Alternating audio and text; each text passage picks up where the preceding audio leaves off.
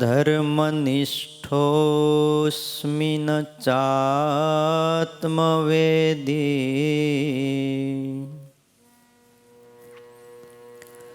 ન ભક્તિમાન ત્વચ્ચરણારવિંદે આકિંચનો નન્યગતિ શરણ્યમ ત્વત્પાદમૂલં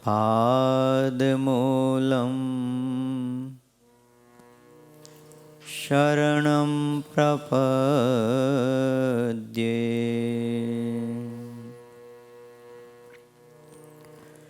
નમો નમો વાંગમનસાતિ ભૂમયે નમો નમો વાંગમનસૈક ભૂમયે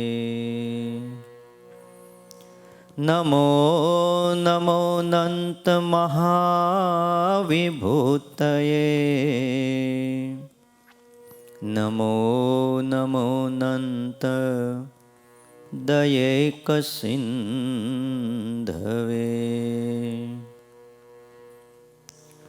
ઓમ અવતારિણે શ્રી સ્વામિનારાયણાય નમો નમઃ. શ્રી હરે કૃષ્ણાય ઘનશ્યામાય નમો નમઃ. એકાકી વનવાસીને કઠિન તપકારિણે શ્રી નીલકંઠ વર્ણિન્દ્રાય નમો નમઃ.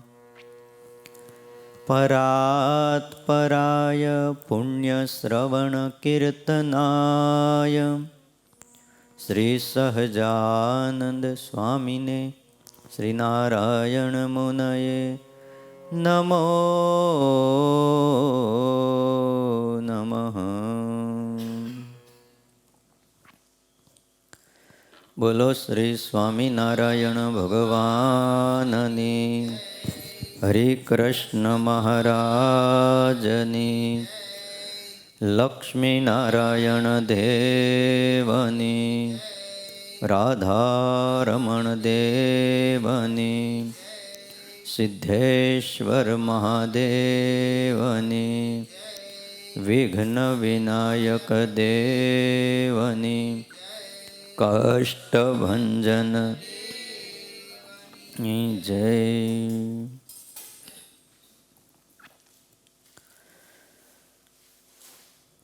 વાલા ભક્તજનો,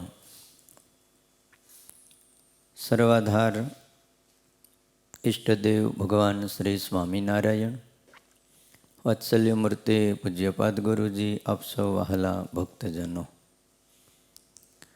આજે તારીખ 17/12/20 બુધવાર, ગુરુવાર છે. આજે શિક્ષાપત્રી ભાષ્યની કથા ધનુર્માસના પવિત્ર દિવસોમાં આપણે શ્રવણ કરી રહ્યા છીએ.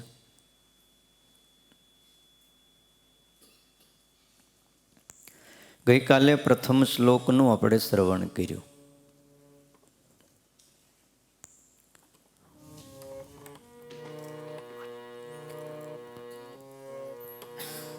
વામી યસ્ય સ્થિતા રાધા શ્રીશ્ચ યસ્યાસ્તિ વક્ષસી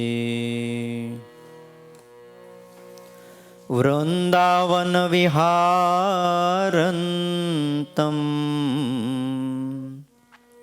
શ્રીકૃષ્ણમ હૃદિ ચિંતયે.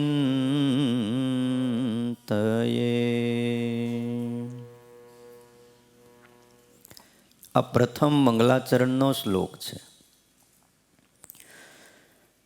શ્રીજી મહારાજે ગઢડા અંત્યના પહેલા વચનામૃતમાં વાત કરી છે. ગઈકાલે આપણે જોયું કે રોજ શિક્ષાપત્રી વાંચવી.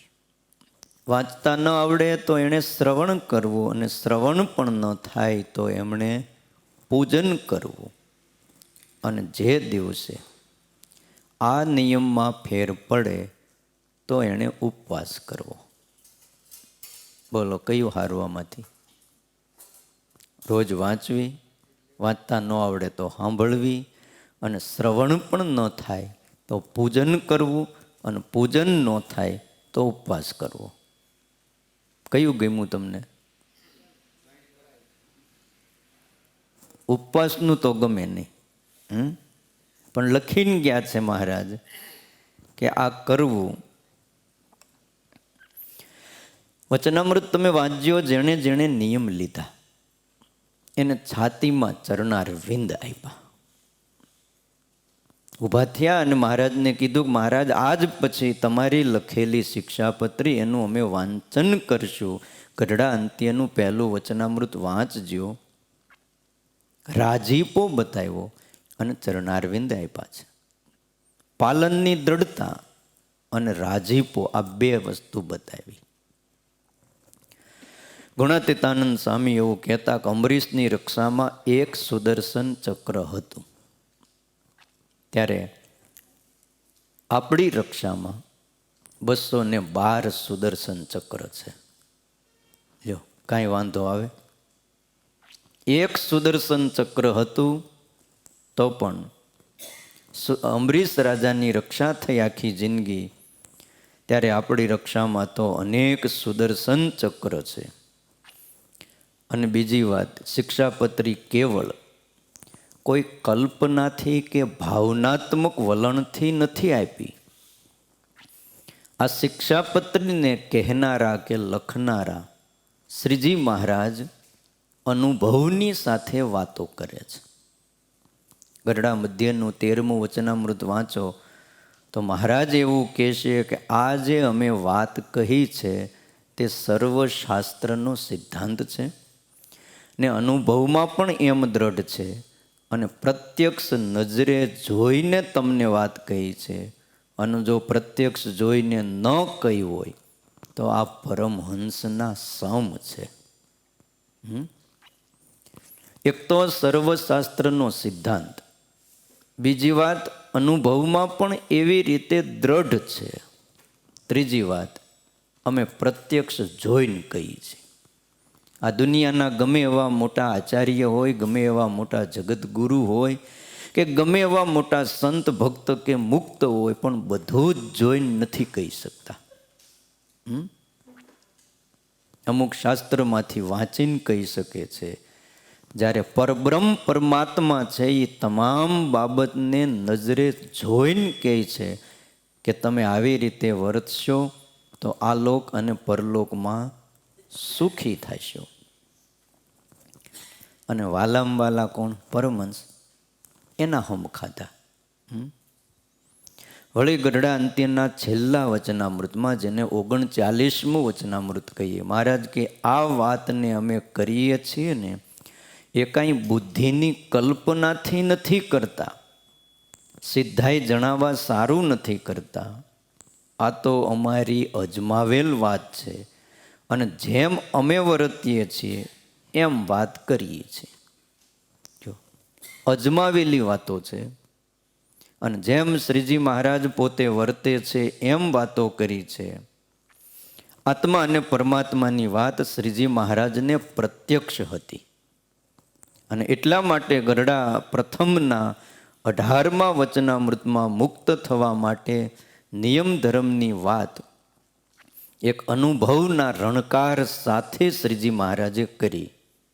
આ વાત છે એને સમજીને એ જ પ્રમાણે વર્તે તે જ મુક્ત થાય છે. કેટલો ભાર મૂક્યો! આ વાત જે છે એને સમજીને, પહેલાં તો સમજવાની છે, અને સમજ્યા પછી એ પ્રમાણે વર્તે એ જ મુક્ત થાય. થોડો ક્યાંય બાંધછોડનો આમ અવકાશ નથી આપ્યો કે જે પ્રમાણે અમે કીધું છે એ જ પ્રમાણે વર્તે એ જ મુક્ત થાય. એટલે એનો અર્થ એવો થાય, એ જ પ્રમાણે ન વર્તે તો એ જ પ્રમાણે મુક્ત ન થાય. મુક્ત થાય અહીંથી સંસારમાંથી છૂટ્યા એટલે મુક્ત જ કહેવાય. કોઈ માણસ અહીંયા બંધાઈને રહ્યો, જેલમાંથી છૂટે એ મુક્ત થયો કહેવાય. તમે નાનો પડી કોઈ એમ કે હું છૂટી ગયો 20 વર્ષની સજા ભોગવીને, તો આપણે હાથ જોડવો પડે, ભાઈ તમે મુક્ત છો, તમે છૂટી ગયા. એમ આ સંસારમાંથી કોઈ છૂટી જાય, આ લોકમાંથી નીકળીને સ્વર્ગને પામે, તો એ સ્વર્ગનો જ મુક્ત કહેવાય છે. પણ શ્રીજી મહારાજે જેમ કીધું એમ જે વર્તે છે એ જ મુક્ત થાય છે, બીજા મુક્ત નથી થતા. અને પાછું એમ કીધું કે એ વિના તો 4 વેદ, 18 શાસ્ત્ર, 6 શાસ્ત્ર, 18 પુરાણ અને ભારતાદિક ઇતિહાસ એને ભણવે કરીને, એના અર્થને જાણવે કરીને અથવા એના શ્રવણે કરીને પણ મુક્ત થાય નહીં. કહેતા શિક્ષાપત્રી પ્રમાણે વર્તવાથી જ મુક્ત સ્થિતિ પ્રાપ્ત થાય. 4 વેદ ભણી લ્યો, 18 પુરાણ ભણી લ્યો, 6 શાસ્ત્ર ભણી લ્યો એટલે મુક્ત થવાય એવું નથી. 2 ચોપડી ભણ્યા હોય પણ જો આ શિક્ષાપત્રી પ્રમાણે વર્તતા હોય, અરે કદાચ એક પણ ચોપડી ન ભણ્યો હોય પણ શિક્ષાપત્રીની વાત સાંભળી કોઈના મુખે અને એણે એક મનમાં નક્કી કરી લીધું કે આપણે આખી જિંદગી આવી રીતે વર્તવું છે, તો એ માણસ સુખી થાય છે. આ દેશના આદિ ઘડવૈયા કહી શકાય એવા સરદાર વલ્લભભાઈ પટેલ, એમણે પોતે કહેલું કે આ દેશના લોકો જો શિક્ષાપત્રીની આજ્ઞાનું પાલન કરે તો આ દેશની અંદર જે કાયદો છે, પોલીસ છે અને અદાલતો છે, આની ઓછામાં ઓછી જરૂર પડે. બોલો, આ દેશની અંદર એક તો પોલીસની જરૂર ઓછી પડે, જેને ફોજદારી પહેલાં કહેતા, ફોજદારી ગુનો કહેવાય. એ ફોજદારી કયો, કાયદો કયો, પોલીસ કયો, અદાલતો, આની ઓછામાં ઓછી જરૂર પડે જો શિક્ષાપત્રીનું પાલન થાય તો. જરૂર જ ન પડે 4 રસ્તે ઊભા રાખવાની, બિચારા તડકાના ઊભા હોય, ધુવાડો ખાતા હોય, ટાઢના ઊભા હોય, વરસાદના ઊભા હોય, એની જરૂર ન પડે. આવી સ્વામિનારાયણ ભગવાને લખેલી આ શિક્ષાપત્રી છે. આપણને સમજાય નહીં પણ નિયમનું કહેતા શિસ્તનું બહુ મહત્વ છે. આ નિયમ એટલે હું એક પ્રકારની શિસ્ત, એક પ્રકારનો કાયદો. અને ભગવાનની આજ્ઞા થઈ, ભગવાનના વચન થયા એટલે આપણા માટે કલ્યાણરૂપ થઈ ગયું, એને ધર્મ થઈ ગયો. ખ્યાલ આવ્યો? પોતાની રીતે વર્તે તો એ ધર્મ નથી થતો, અને ભગવાનને મોટા પુરુષ કે એ પ્રમાણે વર્તે એટલે એ જ વાત ધર્મ થઈ જાય છે અને કલ્યાણકારી થાય છે. તમને શિસ્તની એક નાની એમથી વાત કરું. એક યુવાન ગમે એમ કરીને ઓફિસે પહોંચ્યો. આજે એનું ઇન્ટરવ્યૂ હતું, ક્યાંક નોકરીમાં લાગવું હતું, જ્યાં ફાઇલ મૂકવાની હતી, અને ઇન્ટરવ્યૂમાં જો પાસ થઈ જાય તો એની નોકરી લાગી જાય. મનોમન નક્કી કર્યું હતું કે જો નોકરી મળી જાય તો બીજે રહેવા જતું રહેવું છે. બીજે રહેવા જતું રહેવું એમાં સમજ્યા? મા બાપની ભેગું નથી રહેવું.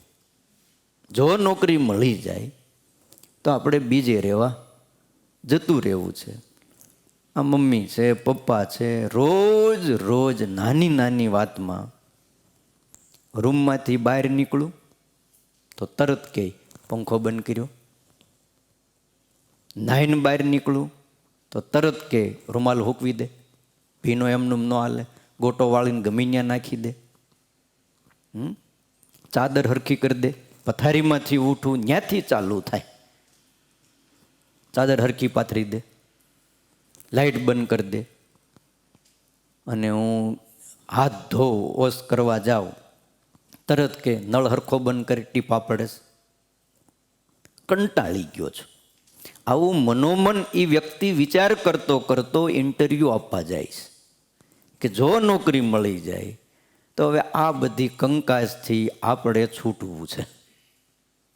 ઓફિસના દરવાજા ઉપર કોઈ નહોતું. બાજુમાં પાણીની પાઇપમાંથી પાણી બહાર નીકળતું હતું. એને હરખું કર્યું. ઓફિસમાં જવા ગયો ત્યાં બાજુમાં ક્યાંક નળની પાઇપમાંથી પાણી નીકળતું હતું. પાઇપ જરા ઢીલો હશે. તે આને ઓલું યાદ આવ્યું.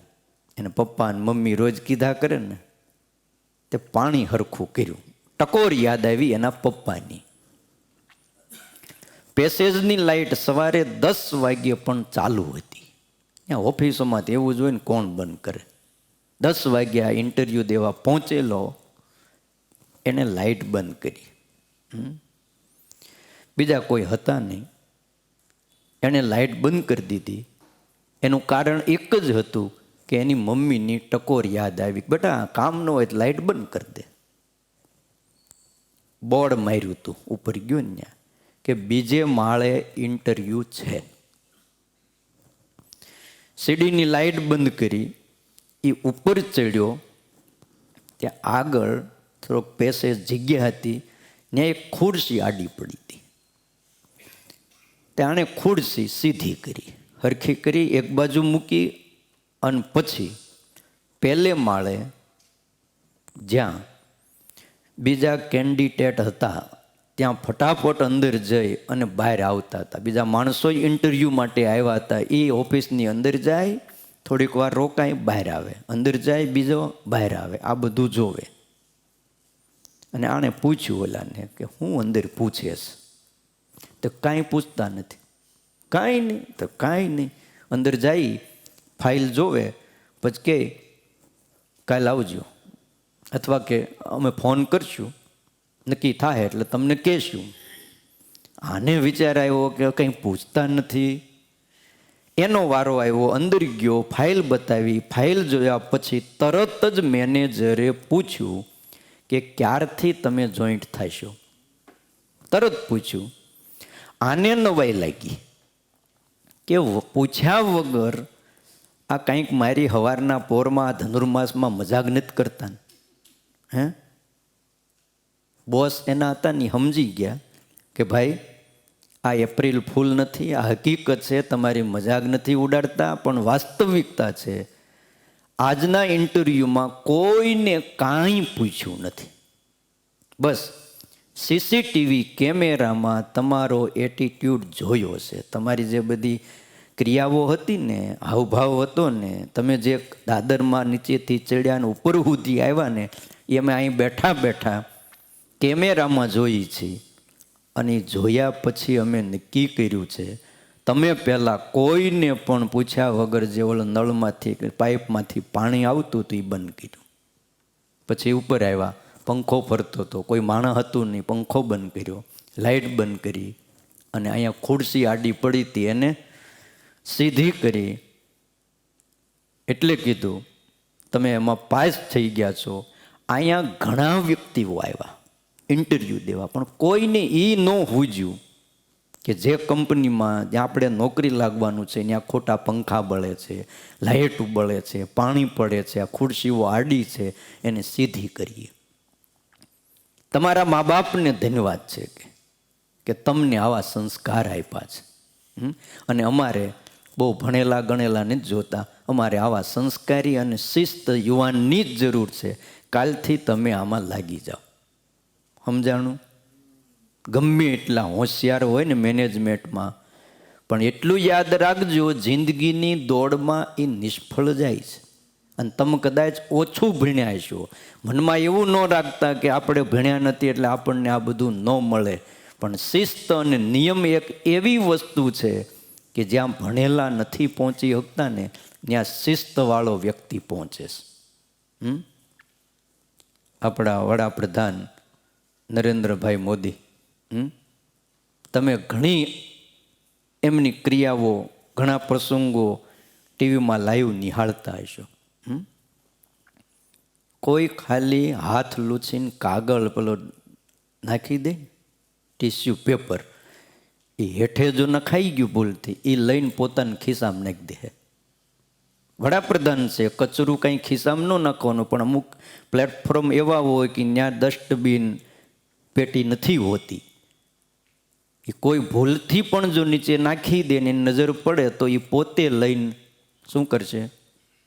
ખિસ્સામાં મૂકી દે. બહુ મોટી ઉંમરના એક માજી પ્રવચન કરતા હતા કે આદિવાસી ગામડામાં, હાવ અંતરિયાળ ગામડું, ત્યાં માઇક શું કહેવાય એ ખબર ન હોય, અને માજીનો કંઈક અનુભવ લેતા હતા કે માજી તમને કેમ છે, અને પ્રવચન કરતા હતા. હવે માઇક તો હાવ હેઠું હતું. કેટલાય માણસો હતા, દેશના વડાપ્રધાન છે, ઊભા થઈ પોતાની મેળે માઇક ઊંચું કર્યું, હરખું ગોઠવી દીધું. આ બધું શું કહેવાય છે? આની અસર એટલી બધી થાય લોકો ઉપર કે જે લોકો 3-3 કલાક બોલે ને અસર ન થાય, એના કરતાં વધારે આની અસર થાય. પછી કેવું ન પડે કે તમે અમને મત આપજો, અને ઓલા રાડ્યું રાખી નાખીને મરી જાય તોય મત ન મળે. આ શિસ્ત છે, આ એક નિયમ છે કે એના આધારે માણસ ક્યાં પહોંચે છે. ત્યારે વિચાર તો કરો. જેને ખબર નથી કે શિક્ષાપત્રી શું છે, એ લોકો જો પાળે ને તો એ સુખી થાય. ત્યારે મને તમને તો ખબર છે કે શિક્ષાપત્રી એટલે શું. પછી તો આ યુવાને મનોમન નક્કી કરી લીધું કે ઘેર ગયા પછી તરત જ મમ્મી પપ્પાની માફી માગી લઈશ, અને કહીશ કે તમારી નાની મોટી ટકોર આજે મને જિંદગીના પાઠ ભણાવી ગઈ. ઘણીવાર આપણને એમ થાય કે ભાઈ આ વારે વારે ટકટક કરે છે, પણ એ આપણા માટે કામનું હોય છે જો હવળી એંગલથી લ્યો તો. બાકી અવળું લ્યો તો એમ જ થાય કે ટક ટક ટક ટક કર્યા જ કરે, એને ટેવ પડી ગઈ છે. આવું કહીને ઘણીવાર આપણે બીજાને પણ કહેતા હોઈએ, અને મોટાની વાતોને આપણે હાવ આમ શું કહેવાય અંદરથી તુચ્છ ગણ દેતા હોય છે, ગણકારતા ન હોય. પણ જ્યારે ઇન્ટરવ્યૂ આવા જો લેવા હે ને જેદી, આ તો અહીંયા ઇન્ટરવ્યૂ લેવાનું છે. બાકી અક્ષરધામમાં જાતી વખતે જ્યારે રિદ્ધિ સિદ્ધિઓ હાજર આવશે, આમ આગળ આવશે, અને અક્ષરધામમાં આપણે જવાનું થાય, ન્યાય ઇન્ટરવ્યૂ લીધા વગર કાંઈ અંદર એન્ટ્રી નથી આપતા. અને એ વખતે મોટા પુરુષોની આ બધી ટકોર મને તમને યાદ આવશે કે જો આ બધું કર્યું હોત ને તો આ ન થાત. આ યુવાને નક્કી કર્યું કે મારે જિંદગીના જે આ પાઠ છે મને મા બાપ ભણાવી ગયા, આની આગળ મારી ડિગ્રીની કોઈ કિંમત નથી. ઘણાય ડિગ્રીવાળાઓ ઉનાળાની ગરમી હોય ને ત્યાં બહાર નાખતા હોય એ સર્ટિફિકેટ લઈ કે શું કરો છો, તો બધું આ ડિગ્રીથી પવન નાખું, બીજે ક્યાંય કામ ન આવી, અહીં કામ આવી. જીવનમાં આ નિયમની બહુ જરૂર છે. સ્વામિનારાયણ ભગવાનને શિક્ષાપત્રી ક્યારે લખી? આપણા સંતોએ આ ભાષ્યમાં આરંભમાં લખ્યું, વિજ્ઞાને વિલયે ગતે પ્રસરતી ક્ષોણ્યામ તમસ્યાંતરે દિગ્મૂઢેષુ ભવાબ્દગેષુ પરિત પીડૈકશેષે વિધો કારુણ્યાદ અવતીર્ય મુક્ત જનનીમ શિક્ષામદાત્યામિમામ સાક્ષાદક્ષર દિવ્ય ધામ નિલય તામન્વહમ ચિંતયે. વિજ્ઞાને વિલયમ ગતે. આ ધરતી ઉપરથી જ્યારે વિજ્ઞાન, જ્ઞાન એટલે જાણવું, અને વિજ્ઞાન એટલે આચરણમાં મૂકવું, પ્રેક્ટિકલ જેને કહેવાય, આને વિજ્ઞાન કહેવાય. નથી કહેતા વિજ્ઞાન બહુ આગળ વધી ગયું છે. એની જે પણ વાતો છે એણે આચરણમાં મૂકે અથવા અનુભવ કર્યો છે. કે ભાઈ આ વસ્તુ ઉડે છે તો આ ઉડે જ, ઉપરથી વસ્તુ નીચે પડી છે તો આમાં કંઈક છે, ગુરુત્વાકર્ષણ. કે ઉપરથી સફરજન પડ્યું તો ઉપર કેમ ન વહી ગયું અને હેઠું કેમ આવ્યું.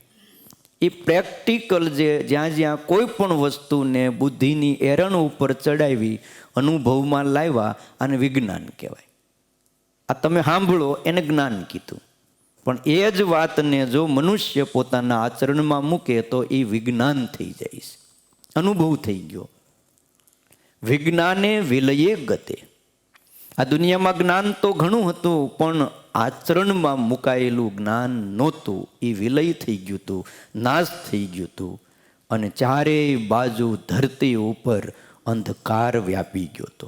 દિગ્મૂઢેશું ભવાબ્ધકેશું, આ સંસાર રૂપી માર્ગમાં લોકો દિગ્મૂઢ થઈ ગયા હતા. કઈ બાજુ જવું ક્યાં ન જવું આની પણ લોકોને ખબર નહોતી. અને કેવલ ને કેવલ પીડા જ બાકી હતી.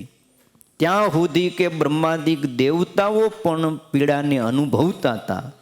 અને એ વખતે કારુણ્યાદ અવતીર્ય મુક્ત જનનીમ શિક્ષામ અદાત ઇમામ. અને એ વખતે કરુણાથી અક્ષરધામમાંથી સાક્ષાત પુરુષોત્તમ નારાયણ આ ધરા ઉપર પ્રગટ થયા. અને શિક્ષાપત્રી જીવાત્માના સુખ માટે ભગવાને આપી છે. અને એટલા માટે આપણા સંતો પણ કહેતા કે જો 1800ના કહેતા 1900ના સૈકામાં જો ભગવાન આ ધરતી ઉપર ન પધાર્યા હોત. એક સમય એવો હતો, આજે 21મી સદી છે, આજે પણ અમુક વાત આપણને અનુભવાય છે. આટલું થોડુંક આવું વાતાવરણ થાય તો એમ થાય કે ઓહો, અને એ વખતે કેવું હોય છે.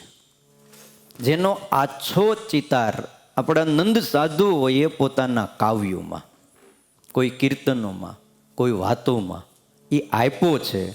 એ સાંભળીએ ઘણીવાર શું છે, કીર્તન સાંભળતા હોય એટલે આપણને એમ થાય આમાં મજા આવે, પણ અંદર જે લખ્યું છે ને એ અનુભવના રણકાર સાથે સંતોએ ગાયું છે.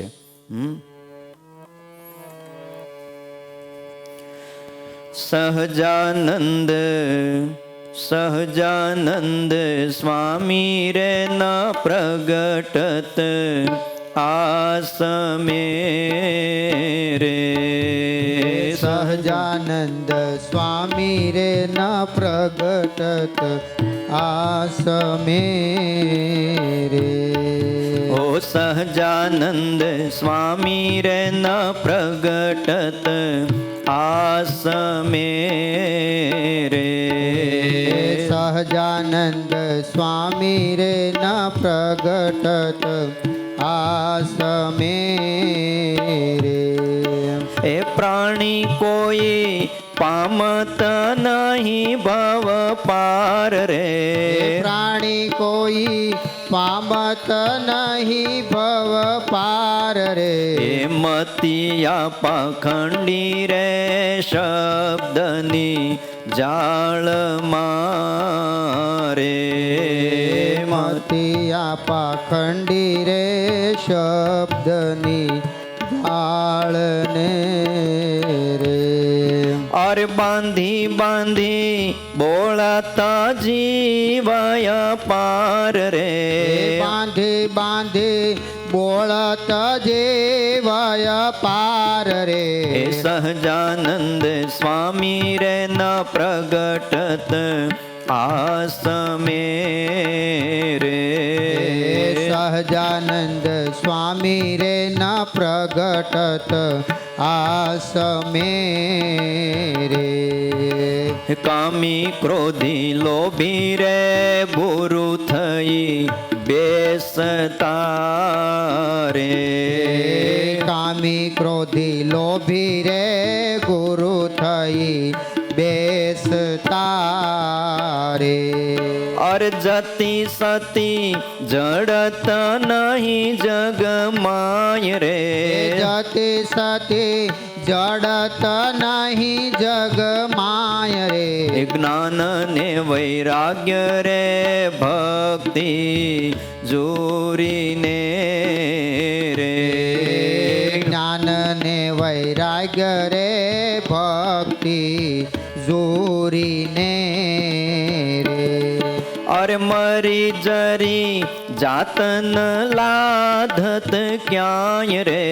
મારી જરી જાતન લાગત ક્યાંય રે.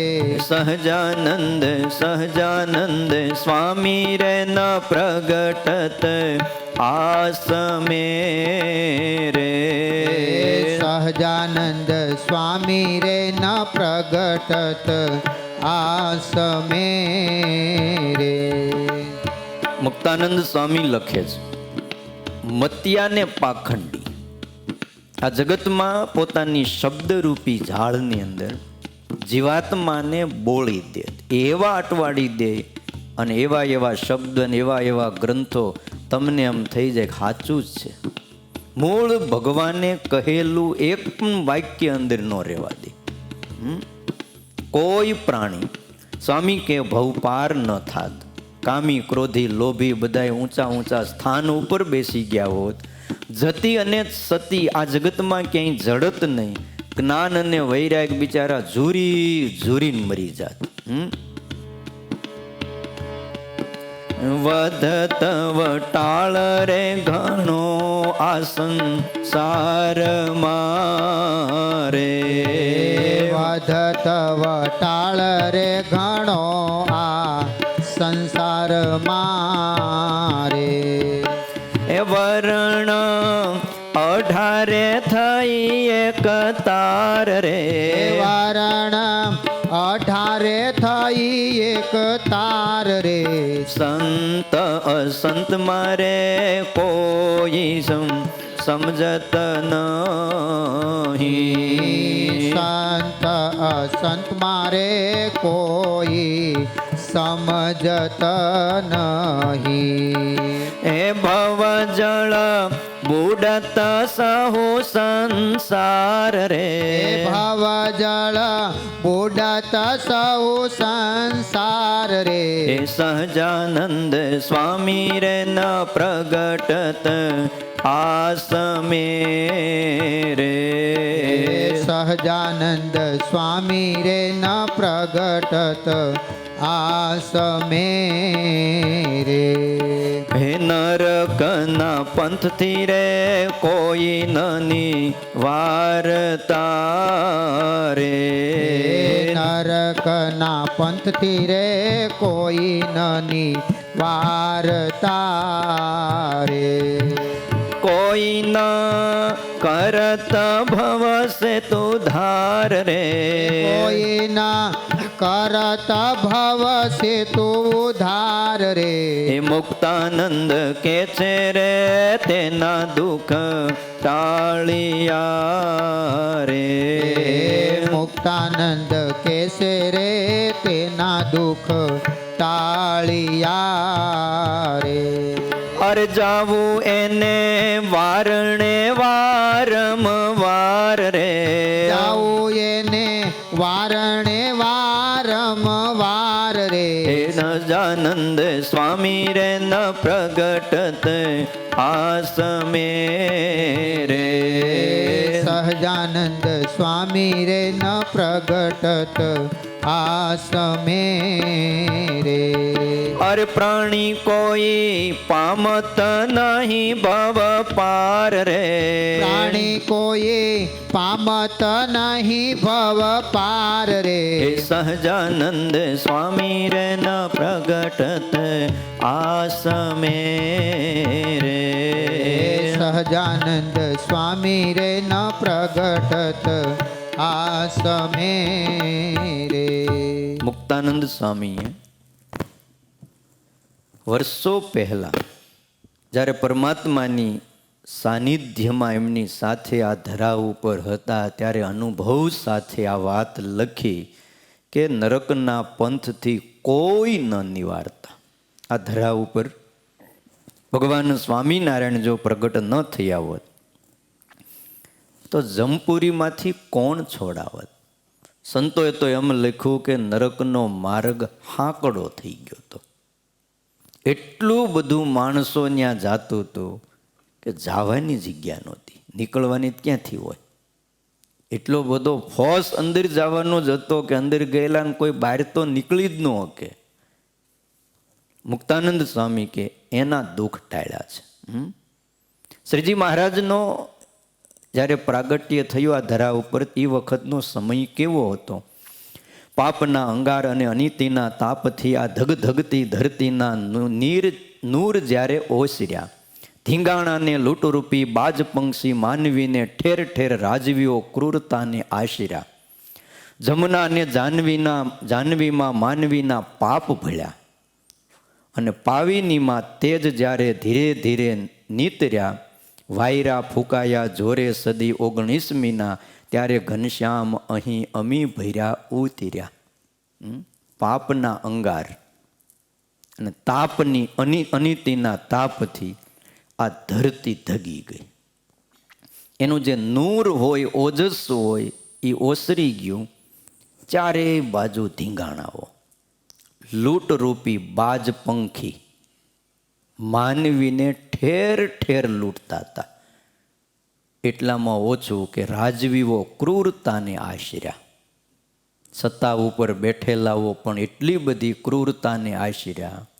નક્કી જ હોય, હાંજ થાય ગમે ત્યાંથી ગમે એને પકડો, એટલા રૂપિયા જમા કરાવો. સમજ્યા? આમાં માસ્ક નથી, લાયસન્સ નથી, આ નથી, ઓલું નથી, કંઈ પણ કાઢો, એક કાગળ તો ઘટતું જ હોય. એવી ક્રૂરતાને રાજવીઓ પણ આશર્યા. જાહ્નવી અને જમના, માં યમુના કહેવાય છે, માં ગંગા કહેવાય છે, એને માનું બિરુદ આપ્યું છે. એમાં માનવીઓના પાપ ભળ્યા. ધીમે ધીમે આ પવિત્ર કરનારી પાવની નદી કહેવાય છે, એનું તેજ ઓસરી ગયું અને 19મી સદીનો વાયરો ફૂંકાઈ ગયો. આવું 18મી સદીમાં 100 વર્ષ આવું જ હાલ્યું. માર કોટ લોટ ફાટ. તમે જુઓ ને, અંગ્રેજો જ્યારથી અહીંયા આવ્યા તેણે શું કર્યું? લૂંટ સિવાય. અને એ લૂંટ કરીને અત્યારે એની પરિસ્થિતિ શું છે? તમે કોઈને પૂછો, બોલો. એક પરિસ્થિતિ આવે, એક સમયે બધું લૂંટ્યું, પણ આજે કયો? હિંસામય ઘણા યાગો થતા હતા ઠેર ઠેર. વેદ ભણ્યા બ્રાહ્મણો તો પશુઓને મારતા. પતિ મરે પછી એની પત્નીએ સતી થાતી, આનાકાની કરે તો એને જોરે કરી બાળતા. દારૂ માંસ ભખી થયા ભેખ બધા વ્યભિચારી, જ્યાં જુઓ ત્યાં જુગારના અડ્ડાઓ જામતા. ઠેર ઠેર કાળો કેર વધ્યો, જ્યારે વેર ઝેર ભક્તિને ઘેર ઘનશ્યામ તનુ ધારતા. હિંસામય યજ્ઞો થતા હતા ઠેર ઠેર, એક જગ્યાએ નહીં. આ બધું વાંચીને જોયું ન હોય એટલે એમ થાય કે આમ હોય. 1991 કે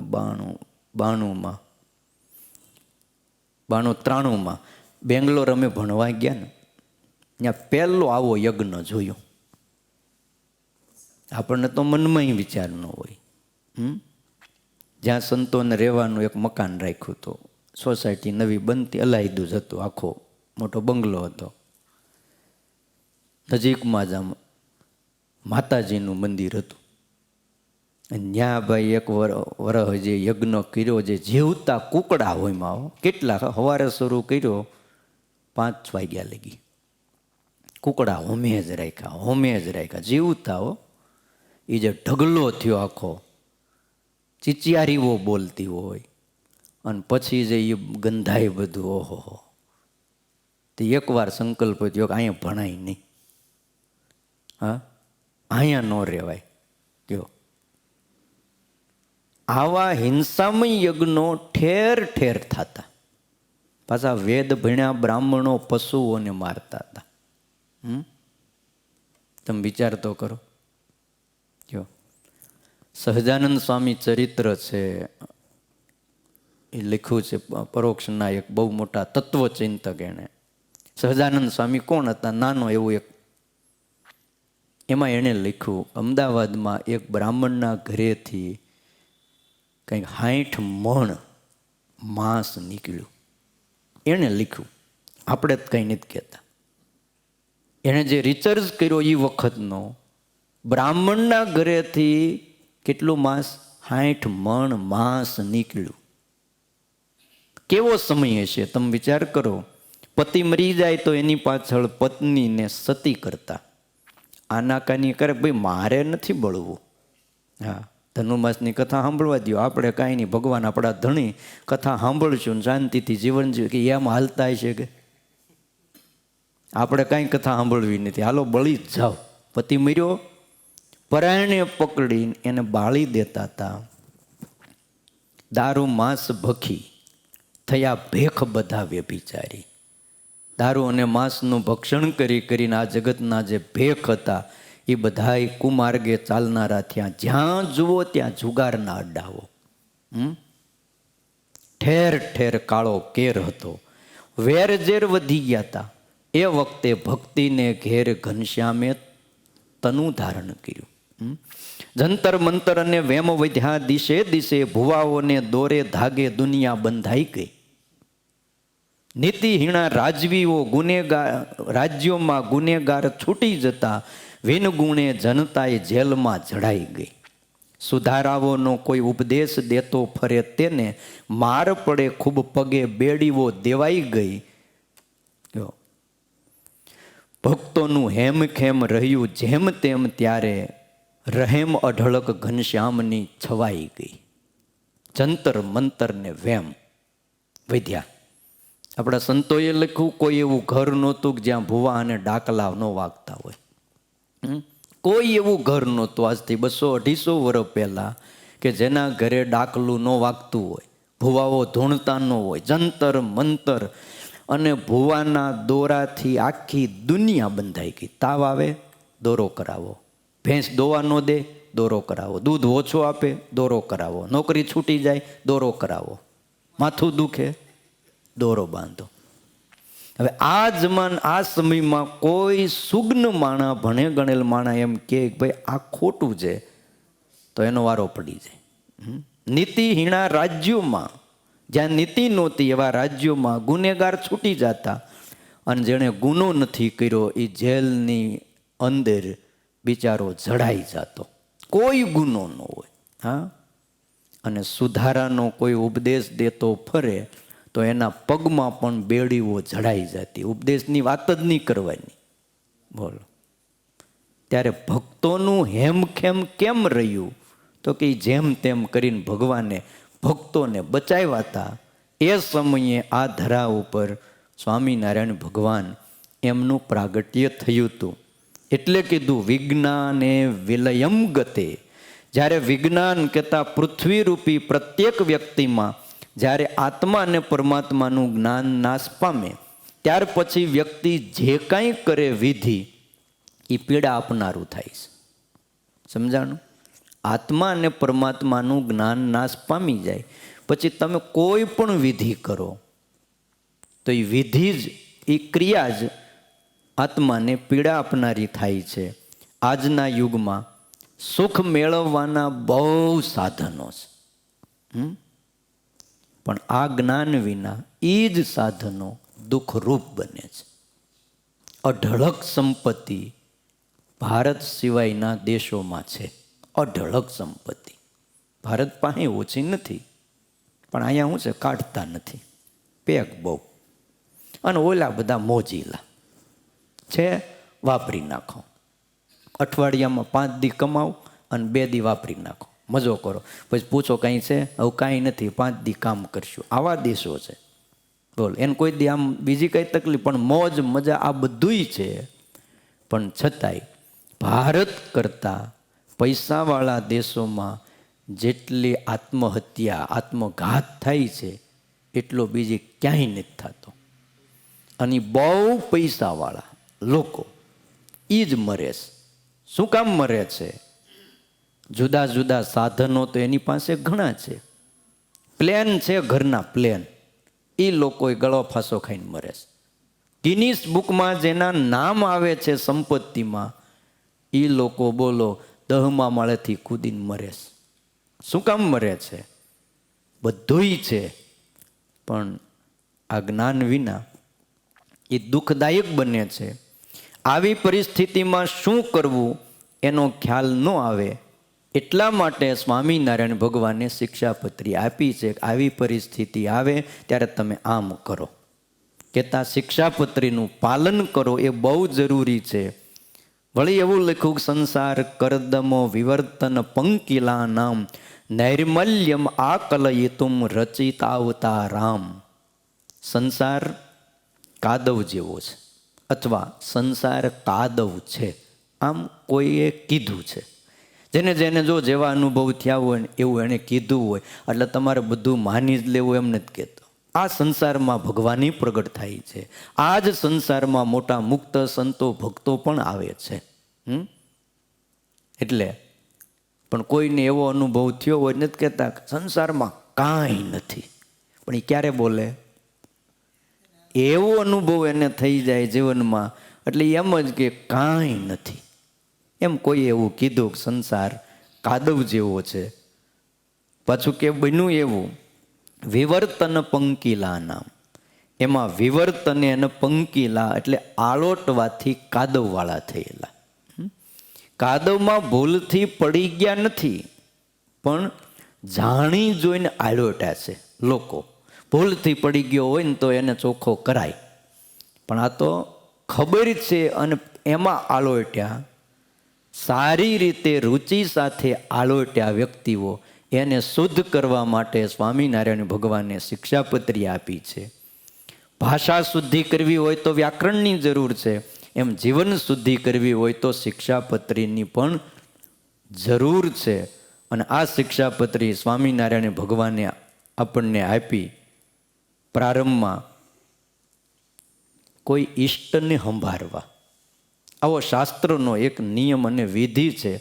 આવી પ્રાચીન પરંપરા છે, શિષ્ટ પુરુષનો આચાર છે કે આરંભમાં ઈષ્ટને સંભાળવા. એટલે સ્વામિનારાયણ ભગવાને આરંભમાં મંગલાચરણ કર્યું છે. વામયસ્ય સ્થિતા રાધા શ્રીશ્ચ યસ્યાસ્તિ વક્ષસી વૃંદાવન વિહારંતમ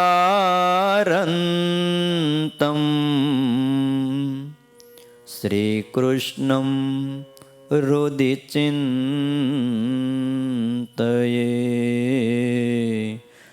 શ્રીકૃષ્ણં હૃદિ ચિંતયે.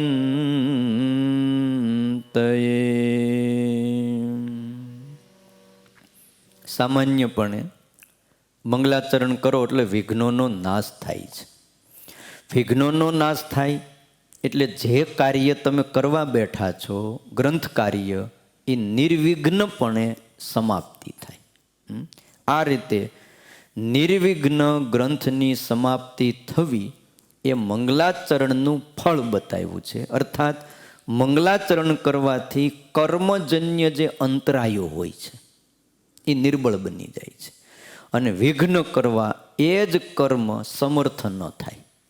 એટલે કોઈ પણ કાર્ય કરો, કાંઈ ગ્રંથ કરો એવું જરૂરી નથી. ઘરથી બહાર નીકળો ને તોય ભગવાનનું સ્મરણ કરીને નીકળો એટલે એક મંગલાચરણ થઈ ગયું. મંગલ આચરણ આને કહેવાય મંગલાચરણ. સ્વામિનારાયણ સ્વામિનારાયણ સ્વામિનારાયણ, હે પ્રભુ, હે દયા સિંધુ, હે કૃપા સિંધુ, ઓફિસે જાઉં છું, રસ્તામાં ધ્યાન રાખજો, સાંજે ઘરે પોગી જાઓ. કેવું જ પડે. અને આટલું મંગલાચરણ કરીને નીકળે. તમે ક્યારેક જીવનમાં જોજો, જેથી કાંઈ દુઃખ આવે ને ત્યારે ભગવાનને ભૂલ્યા આવીશું તો જ દુઃખ આવે, નહીતર જીવનમાં દુઃખ આવે નહીં. ભાગવતમાં ચોખ્ખું લખ્યું, નંદ બાબા અને બધા મથુરા ગયા હતા અને ભગવાન કૃષ્ણ અને માં યશોદાજી અહીંયા હતા ગોકુળમાં, વૃંદાવનમાં, અને પૂતના આવી હતી. અને એ વાતાવરણ આખું ઓલું થઈ ગયું, અને વસુદેવના હૃદયમાં થડકા વધી ગયા. ત્યાં કર ભરી અને પાછા આવતા હતા, રસ્તામાં હૃદયના થડકા વધ્યા એટલે ખ્યાલ આવી ગયો કે ગોકુળમાં કાંઈક ઉત્પાત થયો છે. અને આ ઉત્પાત થવાનું કારણ કે આપણે ભગવાન ભૂલ્યા. અને પછી કીધું કે હાલો આપણે ભગવાનનું સ્મરણ કરીએ. હજી ગાડામાં બેઠા બેઠા ધૂન કરી, ભગવાનનું સ્મરણ સંકીર્તન ચાલુ કર્યું. ત્યાં ગોકુળ આવીને જોયું, પૂતના આડી પડી ગઈ હતી, મારવા આવી હતી, એ મરી ગઈ. હા, આપણે કાંઈ નથી મારી, નકર તમને એમ થાય કે ભાઈ આ આપણે મારી, એ એના કર્મે કરીને મરી ગઈ છે. એટલે કહેવાનું કર્મજન્ય જે કાંઈ અંતરાયો હોય છે એ ભગવાનનું સ્મરણ કરવાથી વિઘ્નો ન કરી શકે. હવે અહીંયા આપણને એક શંકા ઉપસ્થિત થાય કે કર્મજન્ય અંતરાયો કર્માધીન જીવને હોય. પરમાત્મા છે એ કર્મને આધીન નથી. કર્મને આધીન આ ધરા ઉપર જન્મ પણ ધારણ નથી કરતા. હું તમે ધારીને કે જન્મ નથી લેવો, પણ કર્મ એવા છે કે જન્મ લેવો જ પડે. હું તમે ધારીએ કે મારે અહીંયા જ રહેવું છે, પણ કર્મ એવા છે કે તમને ધક્કો મારીને રાજસ્થાનમાં કે ઠેઠ ક્યાંના ક્યાં મોકલી દે, દરિયા પાર મોકલી દઈશ. એ કોણ મોકલે છે? તમે એમ ન માનતા કે હું એના પિતા છું એટલે હું ટિકિટ લઈ દઉં, હું કમાઈને નોકરીએ લગાડી દઉં. એ કાંઈ નહીં, એનું કર્મ જ એને દરિયા પાર લઈ જાય. અને જેનું કર્મ અહીંયા હોય, તમે લાખ રૂપિયા ખર્ચો ને ગમે એટલા ધોળા ખાઓ ને ગમે એવી ફાઇલ મૂકો ને, અહીંયા જ રહે. બોલો. અને અમુક અમુક આપણે જોઈને એલા તને બોલતા આવડતું નથી, કાંઈ આમાં કાંઈ ખબર ન પડતી, એ ન્યા પોગે હાવ ગાંડા ઘેલાઓ. અને હારા હારા ડાયા છોકરાઓ, હોશિયાર છોકરાઓ અહીં બેઠા હોય. કર્મ એને ત્યાં લઈ જાય છે. જીવને કર્મ છે, જ્યારે ભગવાનને કર્મ નથી, પોતે સ્વતંત્ર છે. એટલે કર્મજન્ય જે કાંઈ અંતરાયો આવવાના હોય એ ભગવાનને તો આવવાના નથી. તો પછી પરમાત્માને મંગલાચરણ કરવાનું પ્રયોજન શું? આપણે તો કરીએ, બરાબર છે. નતા ઘણીવાર સંતો કે હરિભક્તો મહારાજને પૂછતા, મહારાજ હા અમે માળા ફેરવી તમારા નામની, એ તો બરાબર છે, પણ આ તમે સવારના પોરમાં માળા હાથમાં લઈને બેઠા છો, તે કોના નામની માળા કરો? આમ સુરા ખાચર ક્યારેક હળવેકથી પૂછતા, એ પાછા સખા, એ સખા જ પૂછી કે બાકી આપણે પૂછવા જઈએ અત્યારે નરેન્દ્ર મોદી સાહેબને, સાહેબ તમે આ દાઢી કેમ એટલી રાખો છો? હવે દાઢીમાં અત્યારમાં હાથ નાખી થાય હું મન કયો છે, પૂછાય એને? તમે આવી ફ્રેમને આવા ચશ્મા કેમ પહેરો છો? તો તકલીફમાં મુકાઈ જાય. એમ ભગવાનને કેમ પૂછવું? પણ સુરા ખાચર મહારાજના સખાને એટલે હળવેકથી કીધું, મહારાજ આ ભણું અમે તો માળા કરીએ. હવે કોઈ દી સુરા બાપુએ કરી નહીં હોય, કરતા છે એમ તો, પણ મહારાજને કે મહારાજ તમે કોની માળા કરો? ત્યારે મહારાજ કે જો સુરા અમે અમારા ભગતની માળા કરીએ. એમ? એ કોણ કોણ ભગત? જો પર્વતભાઈ છે, દાદા ખાચર છે, પછી ઝીણાભાઈ છે, આવા બધા હરિભક્તોની અમે માળા કરીએ. મહારાજ અમારું નામ તો ન આવ્યું આમાં. સુરા હજી વાર છે, એવા ભગત થાવ તો તમારું નામ આવે. પણ આવી લીલાઓ ને આવા ચરિત્રો કરતા, માળા કરતા, એનો અર્થ એવો છે આપણે જોઈએ એ ઉપદેશ માટે છે, શિષ્યોને ઉપદેશ માટે કે ભગવાન પણ માળા કરતા તો આપણે માળા કરવી જોઈએ. સ્વામિનારાયણ ભગવાન પણ દંડવટ કરતા. બોલો, લાખોના શિર તાજ હતા, અનંત બ્રહ્માંડના માલિક છે, પણ દંડવટ કરવા હોય તો હાવ સહજતા હતી, ધૂળમાં દંડવટ કરતા. અને આજે કોઈ માણા એક ખાલી સામાન્ય સત્તા ઉપર આવે છે ને, ઓહો હો, પછી તો વાંકો ન હોય. એનું પાછું કારણ છે, પડખે બે જણા ઊભા હોય, આમ હામું જોવે, વાંકા નહીં વળતા, તમે સાહેબ કહેવાઓ. હવે ઓલા બે જણા પડખે ઊભા હોય, બે ચાર જણા છત્ર ચામર લઈને એ વળવા દે હેઠા. નકર હું એમ કહું, તમે ગમે એટલા મોટા થાવ, હું આ સંપ્રદાયમાં આપણે તમે જુઓ, સદગુરુઓ કેટલા કેટલા મોટા હોય, હજારો લાખો વ્યક્તિઓ એને માનતા હોય, પણ એ સાધુ જ્યારે ભગવાનની આગળ કોઈ પણ જગ્યાએ દર્શન કરવા જાય તો એ દંડવટ કર્યા વગર ન રહે. અને અમુક સત્તા ઉપર આવ્યા પછી વ્યક્તિઓ જો આ પચાવી ન શકે તો એ દંડવટ નથી થતા. અરે એ તો ન કરે, એના દીકરા ન કરે, એ કે બાપા ક્યાં કરે છે? એ ન કરે.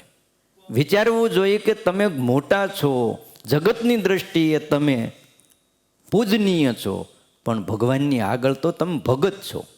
ત્યાં આ બધું ન હાલે, ત્યાં દંડવટ કરવા જોઈએ. એટલે મારે વાત એ કરવાની હતી કે જેવું કર્મને આધીન છે કે એને મંગલાચરણ કરવું પડે, પરમાત્મા કર્મને આધીન નથી, કર્મ એને આધીન છે. કર્મને કાંઈ દુઃખ દેવું હોય ને તો પહેલાં ભગવાનની મંજૂરી લેવી પડે કે હું આને દુઃખ દઉં, પછી જ કર્મ દુઃખ દઈ શકે. તો એમણે મંગલાચરણ શું કામ કર્યું એ આપણે સમજવું જોઈએ ને. વામે યસ્ય સ્થિતા રાધા શ્રીશ્ચ યસ્યાસ્તિ વક્ષસી વૃંદાવન વિહારંતમ શ્રી કૃષ્ણમ હૃદય ચિંતયે. હું મારા હૃદયમાં શ્રી કૃષ્ણનું ચિંતન કરું છું. એ શ્રી કૃષ્ણ કેવા છે? ડાબી બાજુ જેને રાધાજી છે, હૃદયમાં લક્ષ્મીજી છે, વૃંદાવનમાં વિહાર કરનારા છે. આવા ભગવાન શ્રી કૃષ્ણનું હું હૃદયમાં ધ્યાન કરું છું. તો આ જે કર્યું છે, શું કામ કર્યું છે, એ વાત આપણે કાલે સાંભળીએ. તો કે જેવું કર્મને આધીન મંગલાચરણ કરે, ભગવાનને શું કામ કર્યું. શિક્ષાપત્રી રોજ વાંચી છે પણ આ ખબર નથી પડતી. તો એ કાલે તમે 6:30 જો આવી જાઓ ને, આવી જાઓ ને પાછા. મોડા આવશો તો વહી જાય. હો હા, ટાઈમ ટુ ટાઈમ આપણે ગાડી ચાલે છે. એટલે કાલે આવજો. કાલે એ શંકાનું સમાધાન આ શિક્ષાપત્રી ઉપર જેમણે ભાષ્ય કર્યું છે, ટીકા કરી છે, અર્થદીપિકા, એવા શતાનંદ સ્વામી એનું સમાધાન કરશે. અત્યારે અહીં કથાને વિરામ. સહજાનંદ સ્વામી મહારાજની જય.